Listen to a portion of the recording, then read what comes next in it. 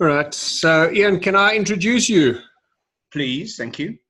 All right. Well, welcome to the first Matters of Moment. I've been hosting these Zoom meetings now for a couple months, and what Ian and I have decided to do. Let me just introduce Ian. He's my partner at Correlation Coaching, and what we've decided to do is to have two talks a month. One will be on leadership issues, and one Matters of Moment.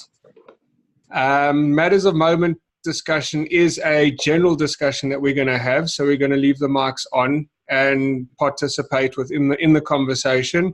It really is a facilitated conversation that Ian is going to host.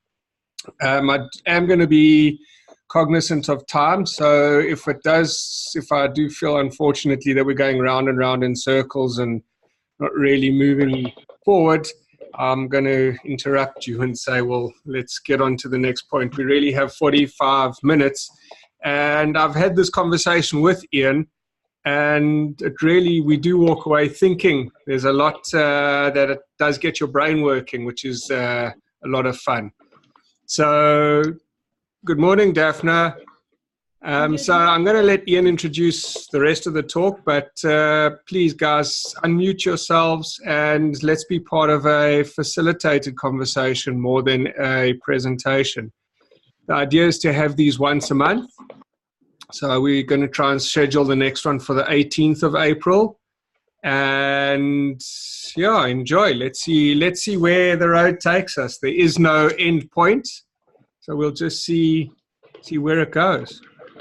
Thanks, Jason. So good morning. Morning, everybody. Welcome to Matters of Moment. My name's Ian Widdop, and I'm in Johannesburg. Could be anywhere, but I'm in Johannesburg. Matters of Moment is called that as a result of the many meanings of the word moment. If you Google moment in the dictionary, you're likely to get 4 or 5 different meanings. But the most obvious ones are a brief period of time, right now, contemporary, importance, a matter of moment, a matter of import, and also a physics definition. I quote from a dictionary: a turning effect produced by a force acting at a distance on an object. I think we're all objects, and we're all being acted upon at a distance by forces that are sort of ours to seek to understand if we wish. And I think that's part of what we're doing this morning. So the purpose of Matters of Moment, I have no hesitation in plagiarizing a sentence from this book. It's that chap Yuval Noah Harari's 3rd book after Sapiens and Homo Deus, and it's called 21 Lessons for the 21st Century. On page 261 of that book, he says as follows, four sentences. The last thing we need is more information. We already have far too much. Instead, people need the ability to make sense of information, to tell the difference between what is important and unimportant, and above all, to combine the many bits of information into a broad picture of the world, unquote. So that's really where this series of digital conversations had its genesis. Friends started to say to me, well, you're always talking about this. Can't you put a methodology together that can encapsulate it? And one of the friends on today, his wife was the one who, Shane's wife was the one who said that to me in November last year.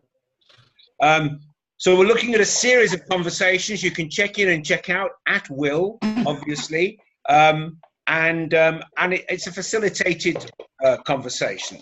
I hope you enjoy.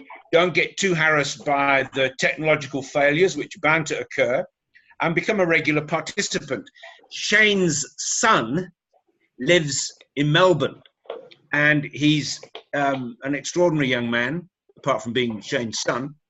He makes a living out of this sort of thing. He's introduced me to the word techno-sociology, which he defines as an intersection between innovation and technological development and social phenomena. And I think that's really what's happening this morning. We're involved in a techno-sociological, it might be an experiment, it might be something that becomes longer than an experiment. We're going to do this at least monthly.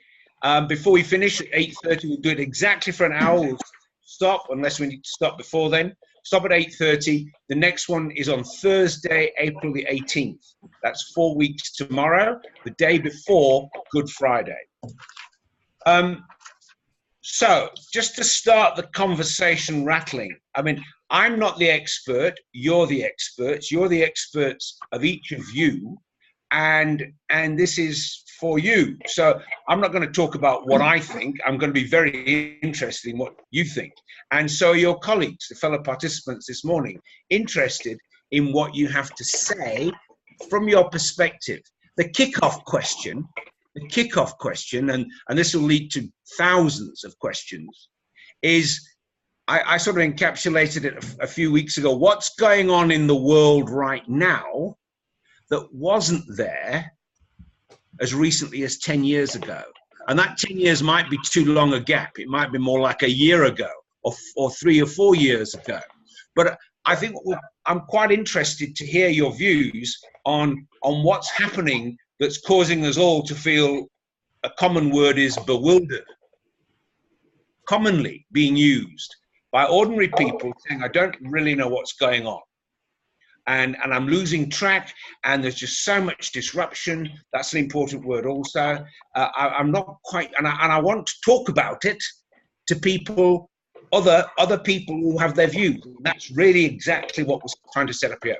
What are your views? This is now open to anybody. I've rattled on for it long enough. What's going on in the world right now that wasn't there a little while ago? What are your views on that?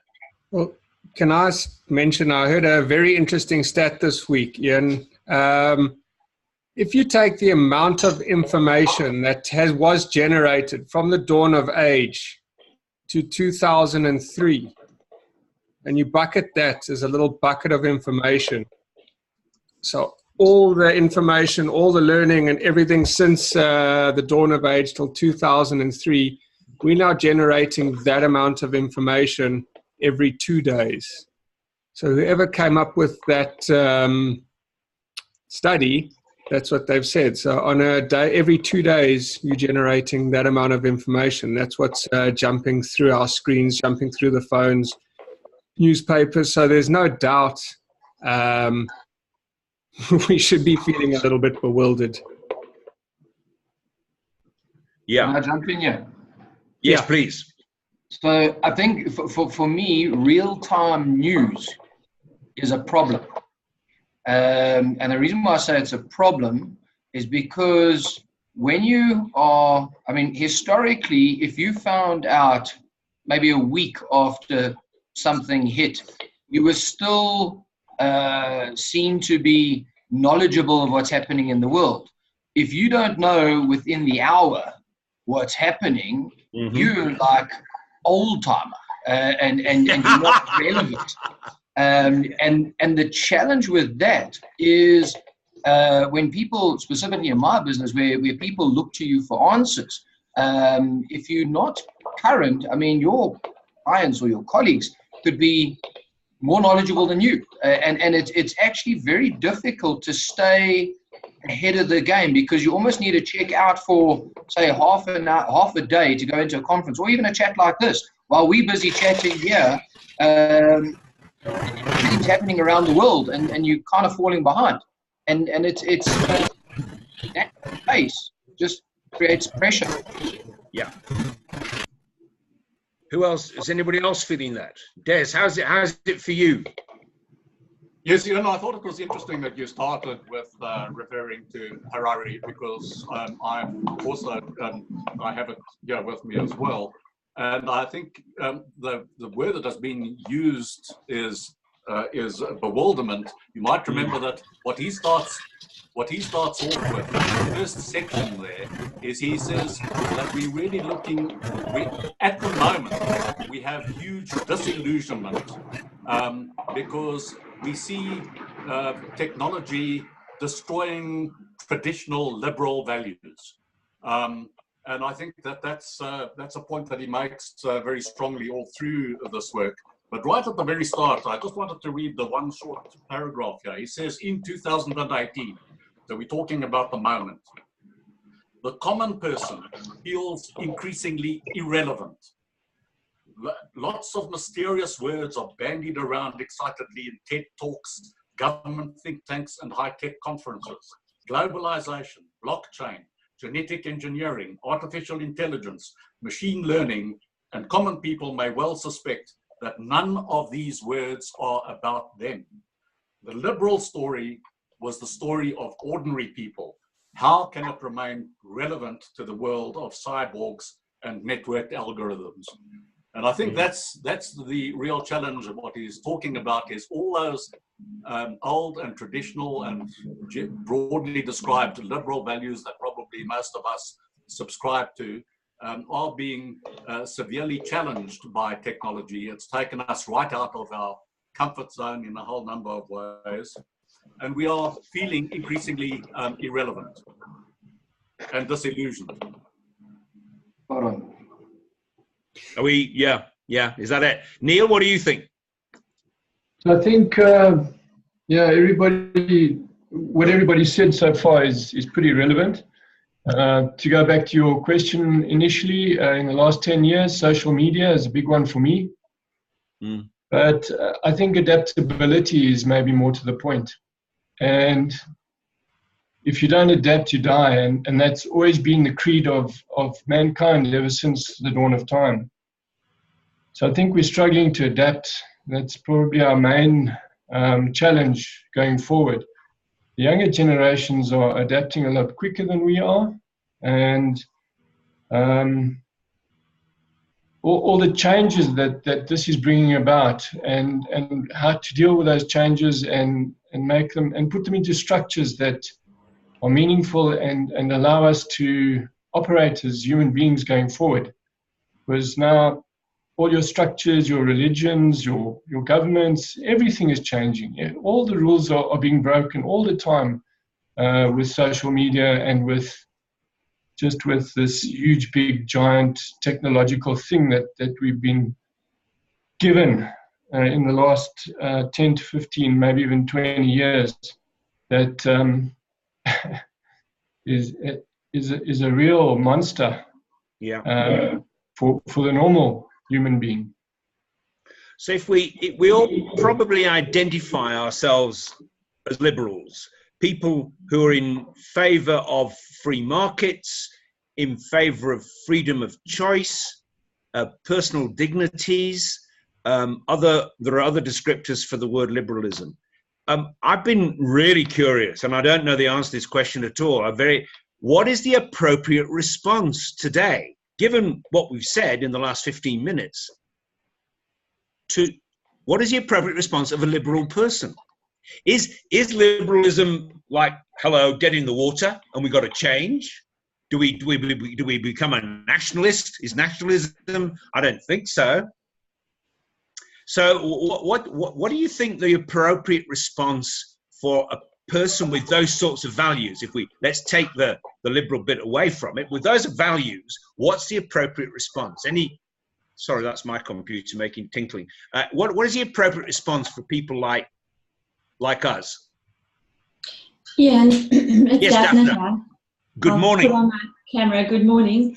Hi. I think I like that you moved from talking about liberalism to talking about values, because I think that's where it lies. I think if we look at liberalism as a concept today, I don't even know what that means, because I think the so-called liberals who are all for, equality, humaneness, treating all people with respect, have also lost the plot a little bit, in that they've almost become like the extreme of the other side, where they're reacting with a lot of violence and aggression, to preserve what they feel are their values. And, in order to do that, they're almost going to the opposite of what they need to be, or the values that they're espousing. So for me, I think breaking those boxes of trying to define ourselves as we are liberals or we conservatives, we are this or we are that, and actually going back to what are our true values, what are the values we live by, and how can we kind of increase that level of awareness and consciousness about wanting to do for the greater good of our community, our environment, our context. And you can take it as micro or as macro as you want, because we all have responsibility to start with where we can have an impact. Can I comment there? I actually love what you're saying, because what you're saying is as soon as you look within and you have a look at yourself and what's really important, the impact of technology and the impact of being minute up to date and all of that sort of stuff kind of, it does fall away. Yes, you do need to be on top of what is going on around you, so that if people come and speak to you around whatever your relevant field is, and they wanting to know information about that you do have that at hand. But the need to be constantly right on the mark all the time. Once you look within and say, well, this is who I am and this is what I value, I feel that pressure actually just dissipates quite a lot. Yeah. I've been laid up in my bedroom for a few weeks after a knee operation. During that time, I've been writing a lot about, making notes about this. I made a list of the isms that have died. The top of the list is the word feudalism, then monarchism. Power used to be wielded in a feudal way, and then a monarchic way. Imperialism, we don't really have imperialists anymore. Communism's gone. Socialism's on its way out. Whether I like that or not, and I'm not sure if I do, just personally, it's on its way out. What about capitalism? And the word liberalism, I'm really curious because I think Daphne is right. They may be about to be succeeded by another ism, and I've got no idea what that word might be. Valuism. Valuism, maybe. Insideism, inside-outism.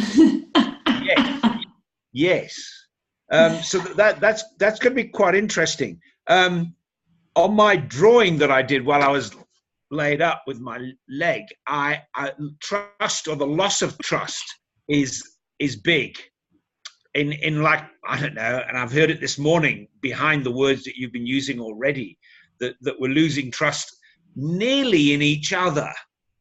But as a final, but bigger than that, in institutions, organizations, politicians, ways of, somebody said all the rules are being broken. That was Neil. All the rules are being broken all the time. That's that disruption thing. And can we trust to being disrupted all the time? That's probably why we're all feeling a bit bewildered. Maybe we've just got to get over ourselves. What do you think? Can I jump in here? Something that's bothering me, and it's something you're seeing a massive increase or rise in teenage suicides. To be honest with you, I'm going to say, I mean, I've got young kids. I know Jason's got, I don't know anybody else here, but I'm finding that the kids of today have got very different challenges to the challenges we've had growing up. And I'm not so sure that all this, I think it was Neil mentioned in terms of these social media and all the rest of it, the cyberbullying and all the rest, and the people get defriended and then they want to commit suicide because they've been defriended on a social platform. I think some of this technology has created challenges that we are not even sure the eventual effect of.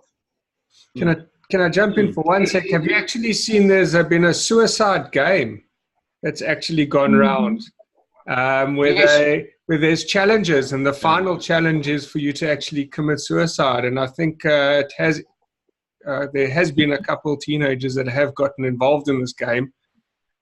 And think they're winning by killing themselves. They've actually have killed themselves. Anyway.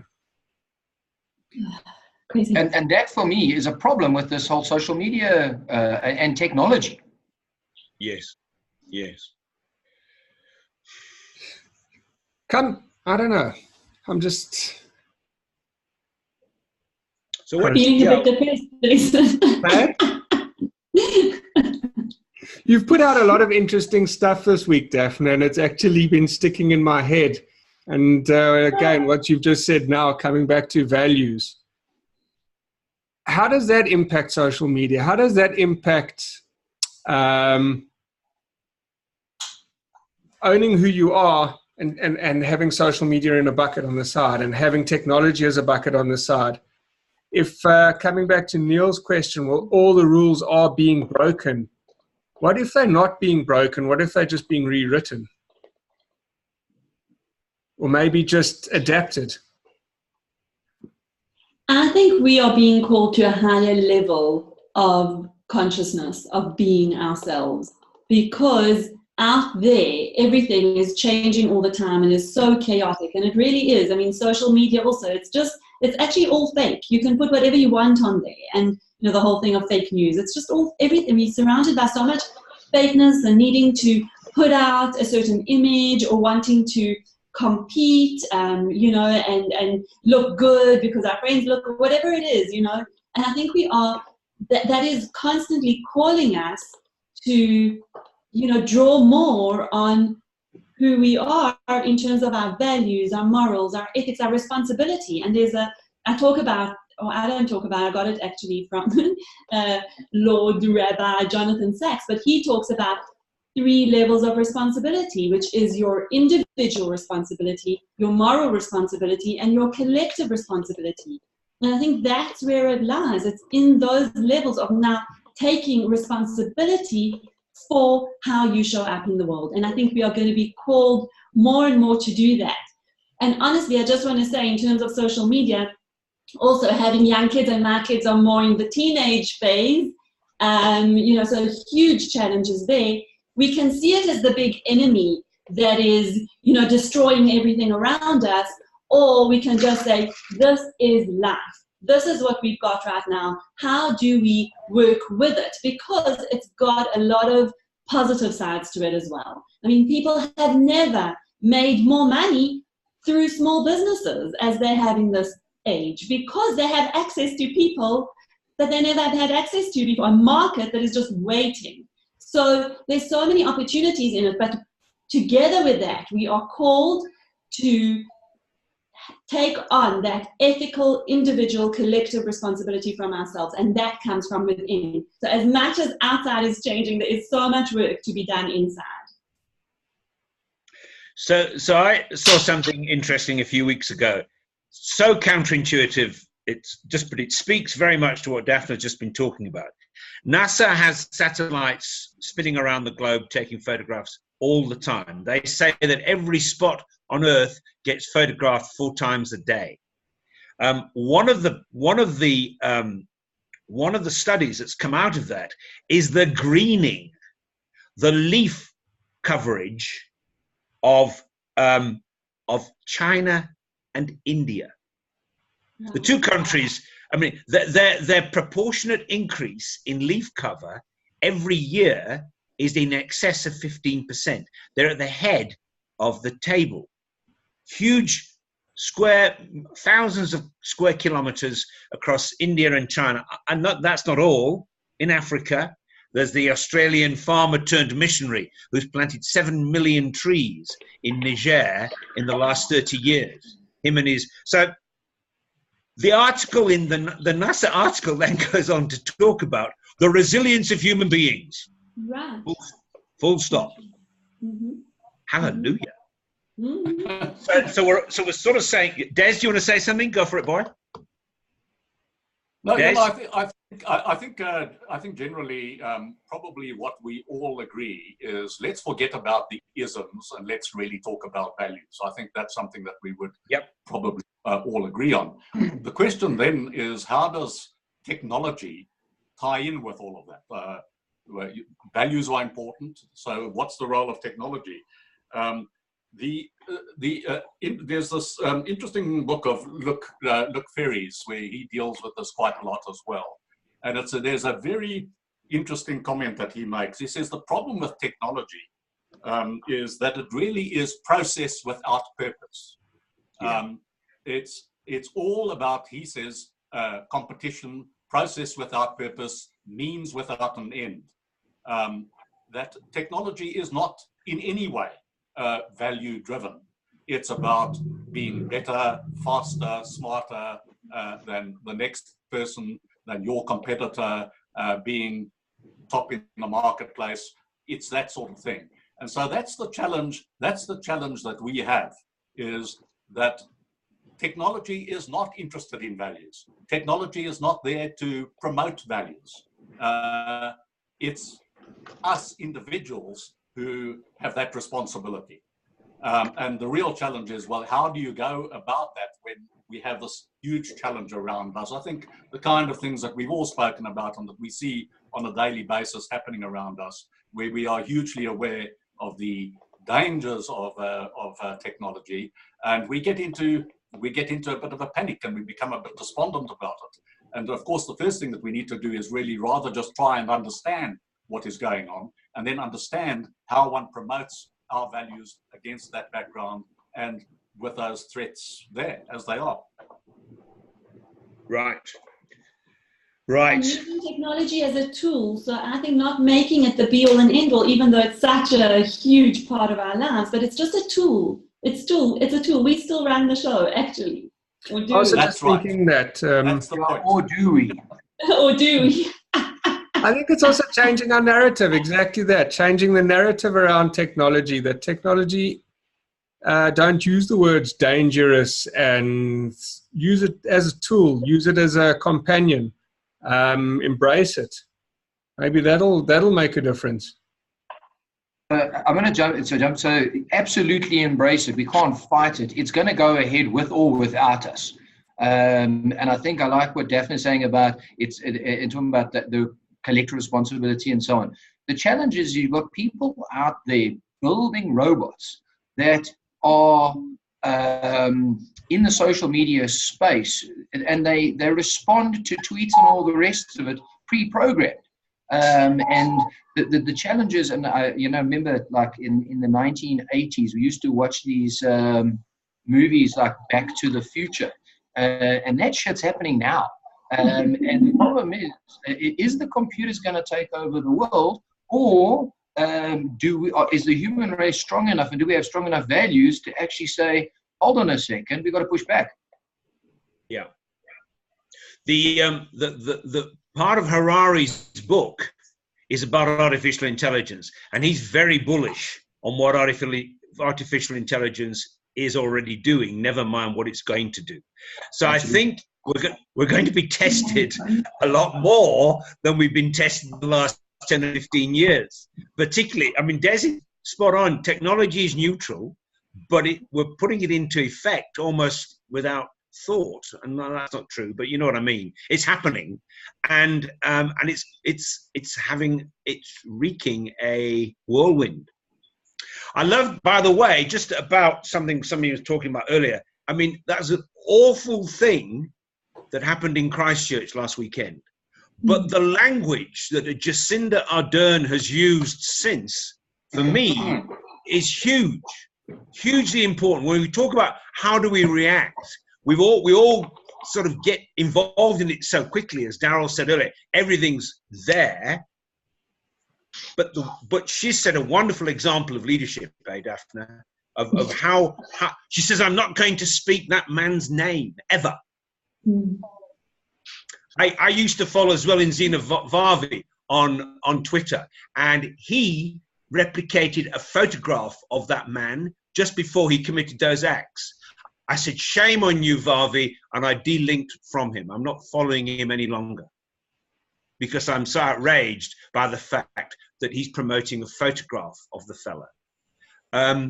So I'm inspired by her leadership example. Eh? Just so you know, yes, Des, go on. If I can perhaps just raise sort of one interesting example that I saw this week, and it could just be interesting to see what people say about this sort of issue. There's an article in this week's Economist where the line is, they say, economists have long pointed to a skill-based technological change as one of the driving forces behind inequality. And of course, the theme of the article is that as you have more and more technological change, what's happening is that people are being divided into those different classes, the technologically savvy and those that aren't. And the gap between the two is growing every day. And it's a huge and it's a significant gap. Now, let's accept that that's a reality, and that one's never going to be able to say, okay, well, we better stop technological change because it's promoting inequality. What then do we do in that sort of situation, and what is the answer to it? I suppose the obvious answer is you say, well, you need to, with the people who aren't, the people who are being affected, they need to be trained, they need to be better skilled, and that's what one really needs to be doing. But is that the answer? Is some of what we are doing here, is it value driven? Are we saying it's important to us as a value that we should not do things that are promoting inequality? And if so, how do we go about dealing with this kind of practical issue? Yeah. My question for you, Des, is it any different to what it's always been? So, yes, technology is out there. It is creating an inequality gap, but we've always had the gap. We've always had the gap when it comes to education and basic human needs and all of that sort of stuff. So has it really changed anything? It's just made it more visible. I think what's more visibility is definitely the case, and that's partly an effect of the social media, and everything's more accessible. I think what happened in 2001, 2006, those atrocities, 2008, the financial, and since 2008. So I've been particularly interested in the Gilets jaunes, the yellow high-vis vest protests in France, where I read several articles, and it's all about Des's gap and how the people who are protesting feel they're being left behind. This reminds me of the people who want out of Europe in England, in Great Britain, the Brexiters. This reminds me of the people in the Rust Belts who voted for Donald Trump.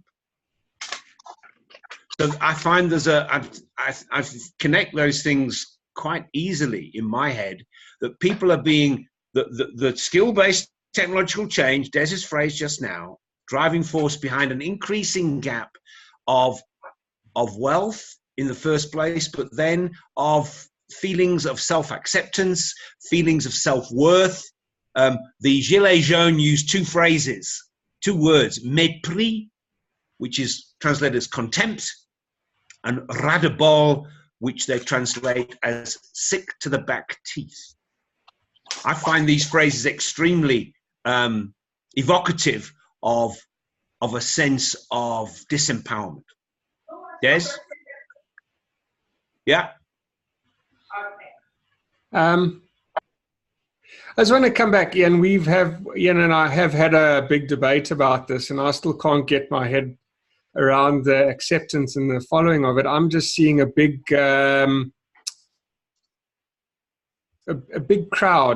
of people saying, all right, well, we're victims to this, and using a victim language, and the victim language causing an uprising to say, well, it's not fair. Mm-hmm. And again, comes back to values, comes back to the language we use, comes back to all of that. You're creating a whole big society of people saying, well, we're victims to this, rather than embracing. How do we change? For me, it's as simple as that. Change the language and embrace what we have coming at us. Focus on who we are, because that's all you can control. It's easy for us to do that. Yeah. In our position. It's not That's that right. easy for the people who are on the receiving end of it. Thank you, Des. I agree with you. Yeah. Yeah, not so easy at all. And the other thing that is perhaps obvious and apparent to me is that bunch of people that you just referred to are also saying that they're not happy. They're not happy with the state of affairs, and they're making that felt. So that they're not happy with their governments, they're not happy with their systems, they're not happy with what's going on around them. Yeah. And they're voicing their opinion. I think that's interesting because we're sitting and kind of debating philosophically about things, and I think there's something quite satisfying about being able to have a lovely philosophical intellectual debate, but then it's also still out there, and I want to know, like, how does it impact us? So if I take it on my little kind of example, and I was having a discussion with someone who's doing research on women in business, and he wanted to speak to me about it.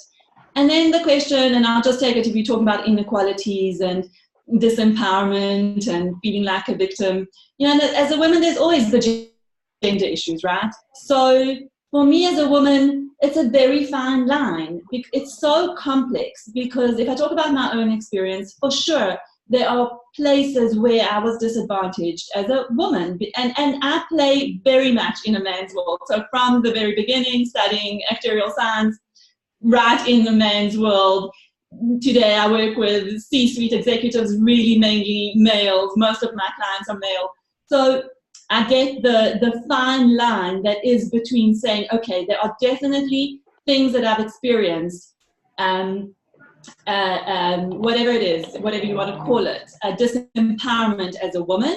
And at the same time, I don't want to be that victim mentality that says, woe is me, I'm a woman, it's unfair, there's lack of equality, there's this, there's that. You know, don't want to hold that victim kind of state of mind. And at the same time, things need to change. There is a reality around inequality between men and women. So I don't know the answer to that. But whenever I see something about women this or women that, and we've got to empower ourselves and whatever, the protests, there's something in me that says, you know, we are taking this on in a victim state of mind. And at the same time, I understand there are things that need to be done in order to create change. We can't sit back and kind of accept it. So I think there's a very fine line here. And I would love to speak more from our own experiences. How do we live this kind of stuff? How do we see this?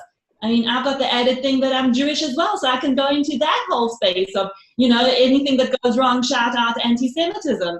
As much as it exists, and we have to give it voice, I also, every time I hear that, I think, come on, we can kind of change our mindset, not override it, but I don't know what the word is, but kind of do it differently in some way.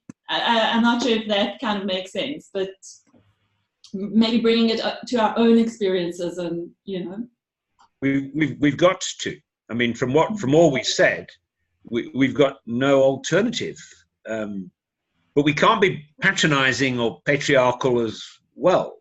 You brought the gender thing in, which wasn't there before. I hadn't even thought about that. Yeah, exactly. Well, it's always been there. Gender today. I mean, even those lines are blurring. So that young man I mentioned earlier, Gus Harvey, his father's tuned out because I think he was having reception problems. Lives in Melbourne, runs a company called Future Crunch, runs a bi-weekly email.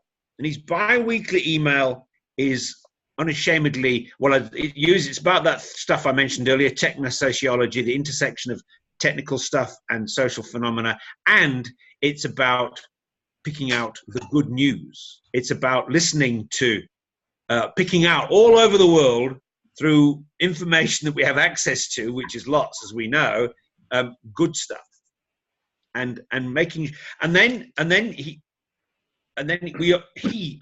unashamedly start using the word hope versus fear.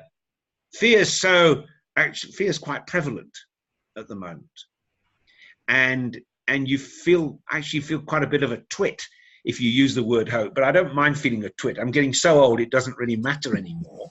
And so it's hope. And language that we use, I think that's quite important too. I'm just bouncing around a few ideas as to how we, I've written here, the affluent philosophers, picking up on Daphne's phrase a few moments ago. I like that. How do we make a difference and deal with Jake? Yeah. Exactly. Anyway, so what do you think? Can I jump in there? Sorry, just one thing. You mentioned about changing the vocabulary from fear to hope. I was chatting to a couple of guys, and one guy turned around and said, I can't make a difference. I'm only one person. And I took him to task on that. And I thought, you know what, we all can make a difference. And I think maybe that's where we go back to what Daphne was saying about values. If we all kind of collaborate and decide, well, I said decide, but we all have our different values, but I think we've got a common value that, hey, technology is here to stay, but let's make sure there's moral in there and go back to kind of the basics. And I think, and each one of us make a difference, but I mean, each of us, when we log off here just now and go into our workplaces, our families, we've got guys around us. When you go for a cycle or a run or whatever, you've got guys around and just exude those values. And then eventually our values will take over the world. Yep. I love what you say. Go back to basics. Yeah. I do think that a lot of little steps are really important, and there are little steps that we can all take and things that we can do. It struck me this week. I went into to go and renew my driver's license, and the system that you now have is you've got to book online and do all of that. And if you don't book online, you just don't get in there at all, virtually. But going there, I could see there were lots of people milling about there who just didn't have internet access. So people who then just didn't know what to do, where to go, how to get that issue sorted out. The same sort of thing they would be told, well, you can't pay in cash, you have to have a credit card. And they would say, no, we don't have a credit card. And it then struck me that even in an office like my own office, there would be people like that, people working in our support teams in the photocopying office and messengers and so forth, who would not have internet access. And I just thought that's something that's completely wrong in 2019, that you should have people in your office, a sophisticated office, but they're people who in their real lives and in the way they're living their lives don't have internet access. And there are things that you can do about that. You can take those people who really know virtually nothing about technology, but you can start teaching. You can run some simple courses and say, well, from now on, you have got internet access. Here in the office, you can do it. And there are those sort of little things that you can start doing that might just bridge the gap between the haves and the have-nots when it comes to technology. Thank you. Yeah. So we, by our own admission, Des's admission there, technology is going to be part of our lives, whether we like it or not. So let's embrace it as much as we can. It's the moral impact or the moral effect that we put on technology that will empower other people for better. Is that right? Yeah. I've got an ism that is not exactly a politicalism. It's more of a philosophicalism, and I'm wary of that now after what Daphne said. But it's humanism. So humanism captures as a philosophy the sort of the values that we espouse. That a kind, caring, proactive person of whatever political dispensation. They could be a conservative, they could be a liberal, they could be on an extreme or in the center. Humanism is a behavioral philosophy that we could all espouse. It's what Daryl was talking about just now. What are we going to do when we log off and we go out and start interacting again out of our offices that we're in, or kitchens, or wherever we're sitting? Yeah, awesome. It is a good question. What are you going to do, Daryl? I've just run out of coffee. I'm going to make more coffee. So I thought you ran out of vodka. Have you seen the size of your glass of vodka you're drinking? Well, that's water. Oh, You Sorry. say. Yeah, well, that's what I say. So there's one thing that actually struck me here, where I've actually got guys in my office that, I mean, I must have 60 or 70 laptops here, but I haven't even thought of the concept of saying to my guys here, like the driver, to say, hey, bud, let's show you how to use it. And that's something simple. Yeah, absolutely. That's the point. Good. I have something to add. I'm going back to an oldie but goodie. You're talking about Noah Yuval Harari, but I'm reading this book, Think and Grow Rich, by Napoleon Hill. I don't know if you've heard of this. Yes. It was written in I'm blown away because it was written in 1937, okay? Napoleon Hill was given an assignment by Andrew Carnegie to go and interview, can't remember the number, but I think it was 500 extremely wealthy people. Now imagine this in 1937, it took him 20 years. So if this book was published in 1937, it took him 20 years to do the research and then write it out. In those days, no laptops, computers, Google to research who the people are, and actually to have to go physically speak to them, write it up, and then come up with his stuff. And what's fascinating to me is, first of all, the persistence and the concentration and focus, but also that all the stuff is still relevant today. The stuff that we want today was all highlighted in this book.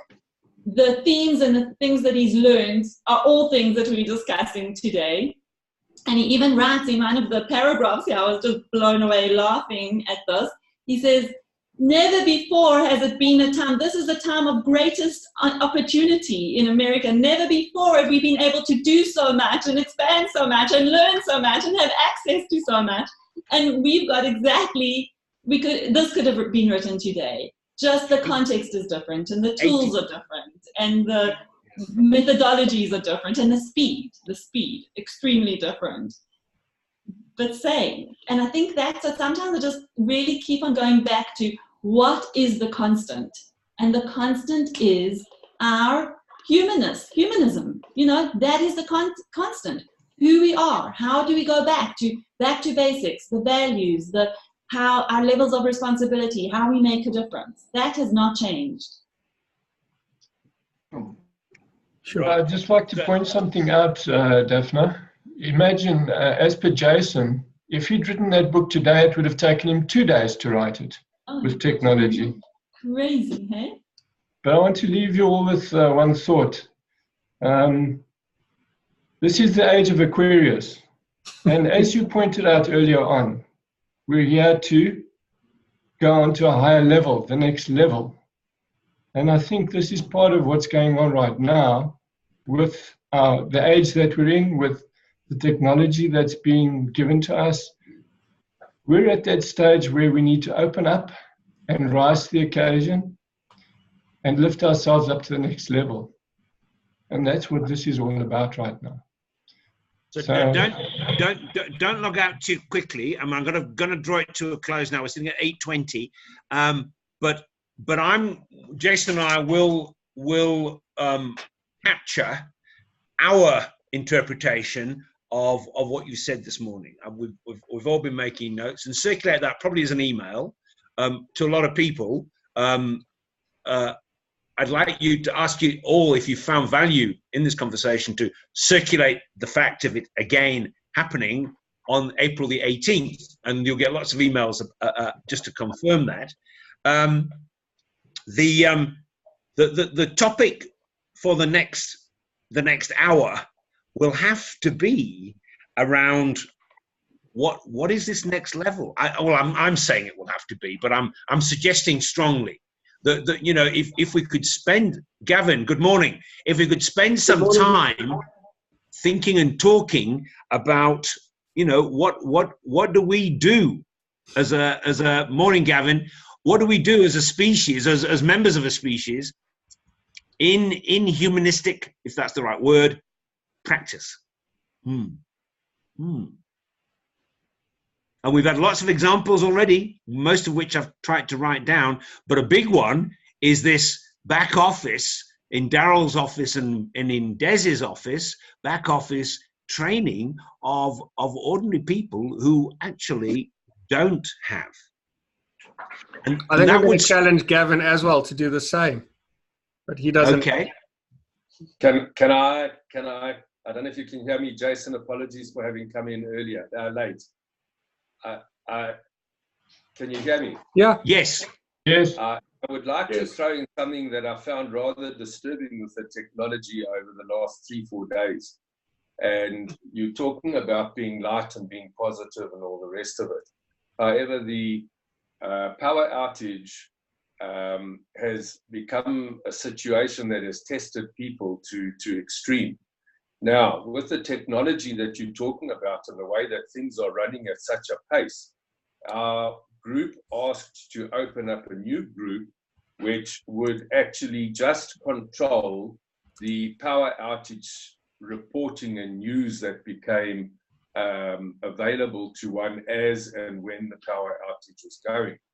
However, it became incredibly frightening to see the racialist slants that started coming out, the incidences that were occurring, people shouting, swearing at each other over the internet.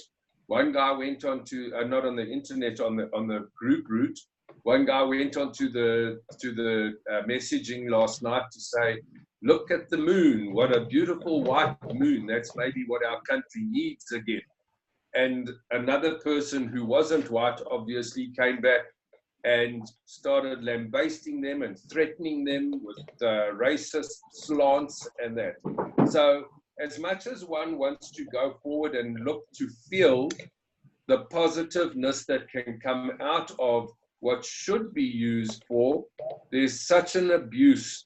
And I removed myself from the 3-day what do you call it, group. And it was actually disgusting to see how the technology should have worked to our advantage and turned into this ugly fight. So if people are taught how to do this and take a feather out of the Prime Minister's, the New Zealand Prime Minister's hat of humbleness and embracing people, can make a big difference. Yeah, great. I don't know if I'm saying lends any value. No, lots, absolutely. Well, it seems part of what we've been talking about this morning. Yeah. All right, let's. I think we should draw it to a close gently. 8:25. Does anybody have anything that they'd like to say before we sign off? And in the knowledge that we will reconvene on April the 18th. That's the day before Good Friday. That's a Thursday. I can't make Wednesdays so easily personally because I'm a member of a Rotary Club, and they meet regularly on a Wednesday morning. So I'm going for a Thursday morning. I hope that works as easily for all of you as well as a Wednesday. Cool. But we'll make some, we're sort of experimenting. This is a techno-sociological experiment in a way. And I really appreciate your views. Sharing these sorts of things is the most wonderful thing. So thank you all for what you said. I feel richer than I was an hour ago. Thank you. Anybody else? Thank you, Neil. Well done. Nice. Thank you. Just want to, Gav, sorry, I thought that... Gav, go for it. I just thought that there was an invite. Sorry that it didn't, that the times weren't on there. I'll just double check it and make sure that next time you get the right times. No worries. Sorry, one thing there, Ian, if I can jump in there, maybe something in terms of converting it from a philosophical discussion into a practical discussion. Yes. Can we possibly address the question of how? Yep. Yep. So that's always the difficult part. So what I find, and it's actually, I had a partner debate for about 2 hours, and right at the end, one of my partners turned around and said, "Wonderful fellas, how?" Yeah. And I was like, oh, bugger. So we'd had a lovely conversation about the challenges and whatever. So I think maybe, and it's a practical thing. And I've got one pearl out of today, and that's about going to and showing the driver about the internet. So maybe one of the outcomes for our discussions is maybe one pearl. Yes.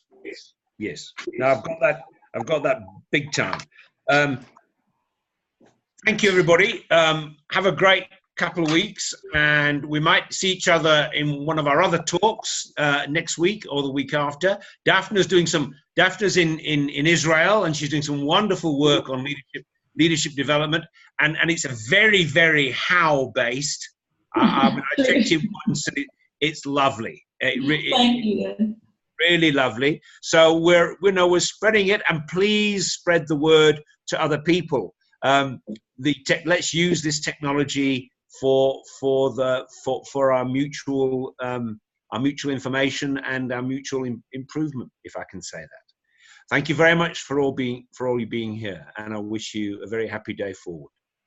Thank you, Ian. Thanks, Jason. Guys. Bye.